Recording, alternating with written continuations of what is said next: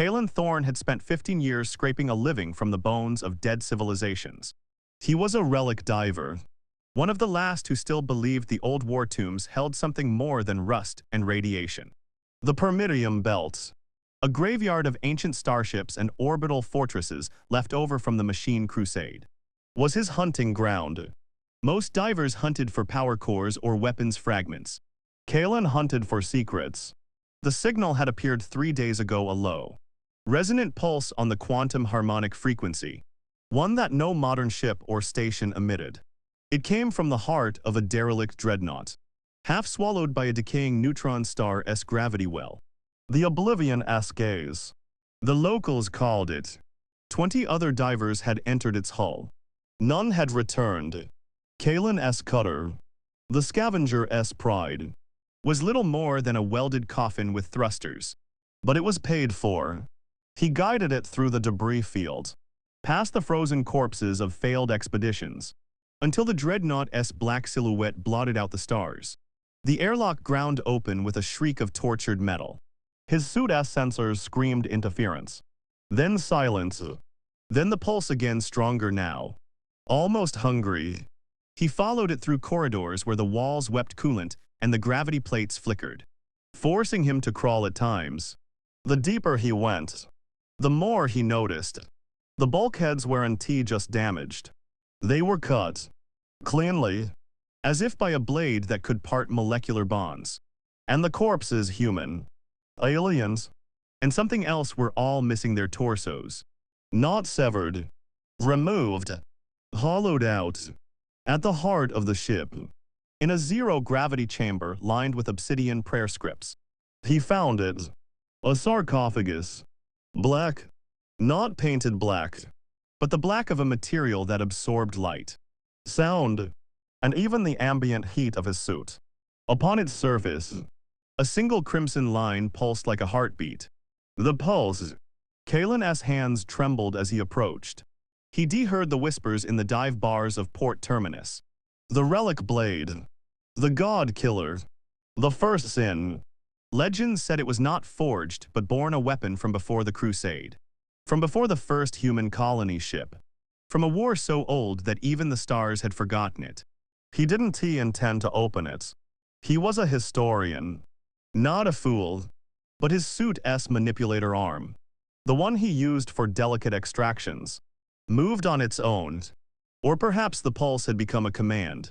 The sarcophagus split down the middle with a sound like a dying star. Inside, kneeling as if in prayer, was a suit of armor. Black, angular, covered in runes that writhed like living serpents. And in its right hand, a blade, not a sword, a shard of something that shouldn't exist. It was longer than Kalen's arm, curved like a talon, and its edge was a thin line of absolute darkness. As he stared, the blade drank the light from his helmet lamp. Then the armor's visor opened. 2 white-hot eyes stared into Kalen's soul. A voice, not heard but felt, scraped through his mind. You are not the first. Will you be the last? Kalen tried to run. His legs failed. The armor rose, joints silent despite centuries of dormancy. It stepped out of the sarcophagus, and the runes on its chest flared. The blade hummed, and Kalen felt every weapon on his belt: a plasma cutter, a kinetic pistol, an old vibro dagger go dead. The armor extended a gauntlet, not to strike, to offer. The chains of the living bind the dead. Break them. Take me to the throne of rust.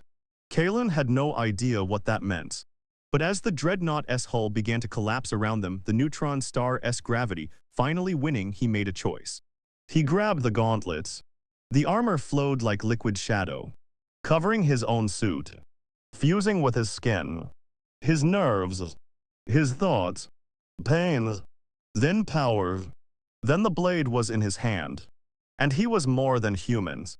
He cut his way through the collapsing ship, the relic blade parting bulkheads like paper, and launched into space. Behind him, the Oblivion-esque gaze imploded. Ahead, a fleet of 6 Syndicate cruisers dropped out of warp. They had been tracking the pulse too. Middle. The Rising Storm. The Syndicate were not mere pirates. They were a corporate necrocracy, worshipping the Machine Crusade's leftover AI gods. Their leader, a translucent skin despot named Vexmar, had been hunting the Relic blade for 50 years. He believed it was the key to awakening the Iron Prophet, a dormant world destroyer from the Crusade. Kalen, now bonded to the black armors, felt its memories bleeding into his own. It had been worn by a dozen warriors across 10,000 years. Each one had died the same way. Madness. The armor was not a tool. It was a prison for being called the Hollow King, an entity of anti-life that had nearly erased reality itself before being sealed into the blade. The armor suppressed the Hollow King's consciousness, but only when worn by a will strong enough to resist. Most had failed. The Syndicate cruisers opened fire without warning. Plasma torpedoes, railgun slugs, and coherent light beams converged on Kalen's position. The armor reacted faster than his thoughts. His body moved. The blade spun, and he cut the torpedoes in mid-flight. The explosions washed over him harmlessly. He felt the Hollow King whisper, "Fear as food. Feed me." Kalen refused. Instead, he used the armor's thrusters' folded wings of dark energy to dive toward the lead cruiser. He landed on its bridge dome, drove the Relic blade through the armored glass, and carved a door. Inside, Syndicate soldiers fired at him with particle rifles. The rounds stopped a centimeter from his chest, suspended in a field of distorted time. The Hollow King laughed. Kalen swung the blade. The soldiers didn't die. They unexisted. Their molecules scattered across dimensions. He reached the bridge and found Vexmar waiting, surrounded by a shimmering null field.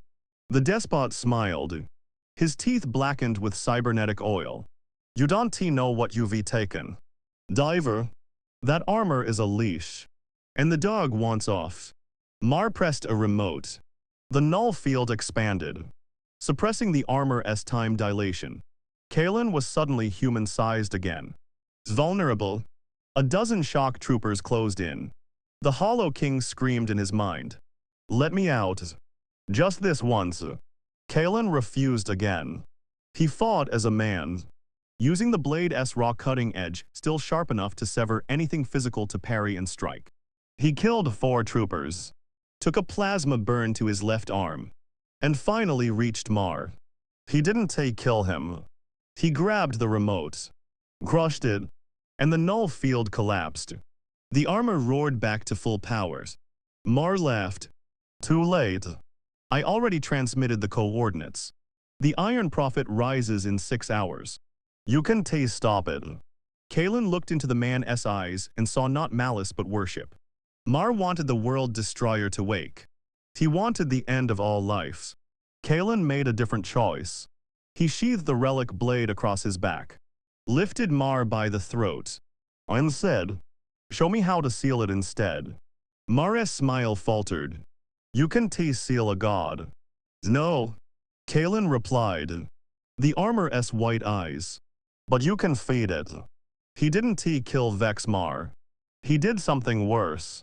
The Hollow King, hungry for consciousness, accepted the offering.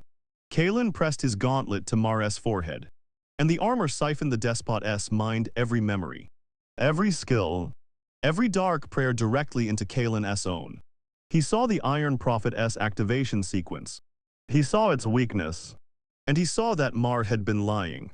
The world destroyer could be turned off, but only from the inside. Ending. The black armor's throne. The Iron Prophet was not a ship or a station. It was a moon-sized construct of black iron and screaming souls, a weapon that converted biological matter into reaction mass. It had been dormant for 10,000 years, buried beneath the ice of a dead planet called Varuna 9. Now, as Kalen arrived through a warp tier, the Prophet was already cracking the planet's crust, its tendrils reaching for nearby colonies. 3 billion people lived on those colonies. Kalen descended through the Prophet's outer defenses autocannons, drone swarms, and cutting lasers that the black armor barely deflected. The Hollow King was ecstatic. This is my home. Let me loose. We will devour the stars. Kalen landed on the Prophet-S surface, a plane of jagged iron covered in frozen atmosphere. He ran. The armor-S wings carried him across miles of crawling machinery. He reached the central spire, the Prophet-S brain, and cut his way inside. The core chamber was a sphere of liquid darkness, at whose center floated a single, crystalline heart. The Prophet-S control node. Mar's stolen memories said that touching the node would allow a bonded wearer to overwrite its programming. But the Hollow King screamed in sudden terror. No, that will seal me too. You'll be trapped. Kalen understood. The Prophet-S shutdown sequence required a permanent controller. Someone had to sit on the throne, merge their mind with the weapons, and keep it asleep forever. And the black armors, with its Hollow King prisoner, was the only thing strong enough to survive the merge. He had a choice. Abandon the armors, let the Prophet eat the colonies, and escape as a broken man. Or stay, become the jailer, save them all. He thought of his mother, who had died in a syndicate raid. He thought of the divers who had entered the dreadnought and never returned. He thought of the Hollow King's whisper, fear is food. Kalen smiled. Not today. He strode to the crystalline heart, plunged the relic blade into its center, and sat down on the throne that formed around him. The black armor flowed up his neck, over his face, sealing him inside forever. The Hollow King howled. The Iron Prophet shuddered. And then silence. The tendrils retracted. The colonies. Alarms went quiet. 3 billion people looked up at the sky as the dark moon above them began to drift. No longer a weapon but a tomb. Kalen Thorne opened his eyes inside the armor. He could feel every circuit of the Prophet, every frozen soul within its walls. He would never move again. But he could think. And as centuries passed, the Hollow King grew weaker, starved of fear, starved of death. Kalen told it stories, memories, jokes, anything but fear. One day, a new relic diver would find that tomb. They would see the black armor fused to a crystal throne, the blade still glowing with a faint, warm light, and they would hear a whisper not of hunger, but of hope. Sit down. I'll tell you how to save them too. End.